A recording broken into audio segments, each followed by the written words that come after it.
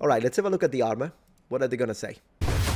The next point is armor. I'll start with this one. I mean, we'll go from top to bottom. We've got an interesting replica of the classic Roman legionary helmet of the early imperial period. Now, of course, it gets a bit more armor added to it and reinforced over time, as I'll talk to. But this one seems, well, first of all, the Roman legionary helmet wasn't meant to be very heavy. There was discovered in a field in Suffolk the Hawkton helmet, which some believe is actually, although it looks similar to a Roman legionary helmet, they believe it's a gladiator's helmet because it's much heavier and more kind of used for maybe like 20-minute bouts as for a gladiator. And it seems but the Roman helmet was not meant to be like overly heavy. Of course. You have a lot of protection for the wearer. First of all, mainly made out of iron, maybe a bit of brass around as well. But you have, first of all, let's talk about this rim guard at the front. This is to protect against slashing weapons down, because one of the main areas that an enemy will be trying to attack is the face. So you've got added protection for the rim guard, and also to kind of prevent blows from hitting like the nose and the front of the face, because you don't have that noticeable nose guard as you do with the like classical Greek hoplite.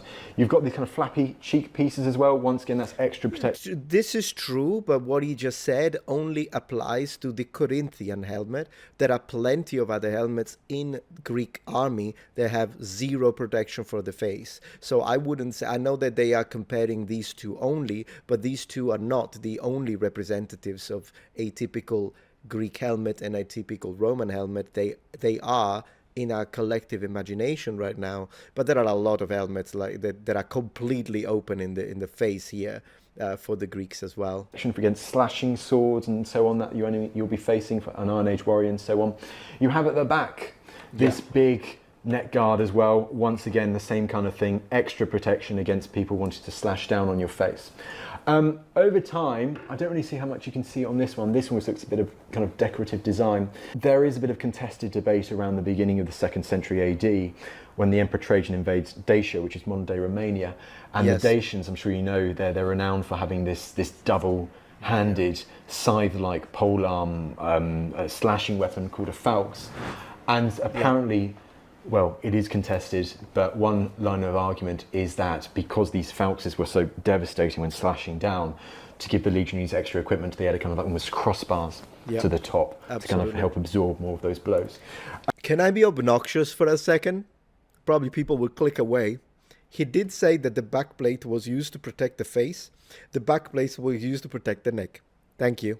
That's the condescending Metatron of the day. But that is the standard kind of design of a Roman legionary helmet. Further down you have perhaps the most recognisable part of a Roman legionary's armour, which is the lorica segmentata. Now I love the lorica As seen in Asterix comics, As seen in Asterix comics. At the same time, we don't know what the Romans called it. Lorica segmentata literally means segmented armour, and that's the modern name for it. We know they called chainmail hamata, but we don't know. I actually think that, no, they didn't call that. He's incorrect with this one. So before I was just being funny, okay? I like him as a presenter. I was just being funny.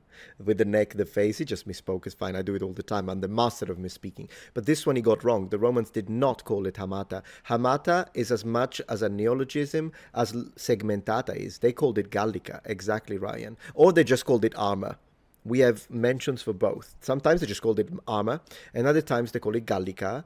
But lorica hamata, which comes from hamus, which is the ring, it's not a period term, just like lorica segmentata is not a period term. Some have speculated, I don't know if he's going to say that maybe instead of calling it segmentata, it was called laminata. And the only reason why that may be a bit more probable than segmentata, which is a neologism, is simply because we don't know what it was called, but we do know that what they called the actual segments of the girth hoops.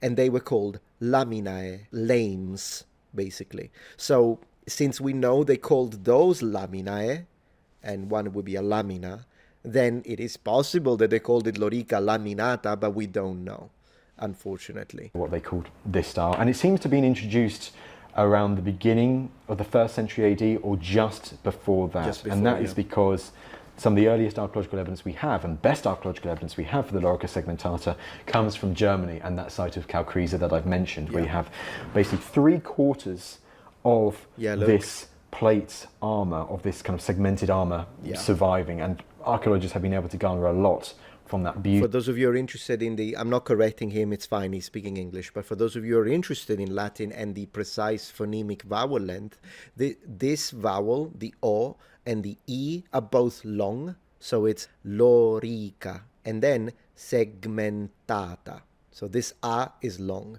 so lorica segmentata is how you pronounce it. Believe it or not, as a modern Italian, I actually find it difficult to lengthen the O, because as an Italian, I would either say lorica or lorica.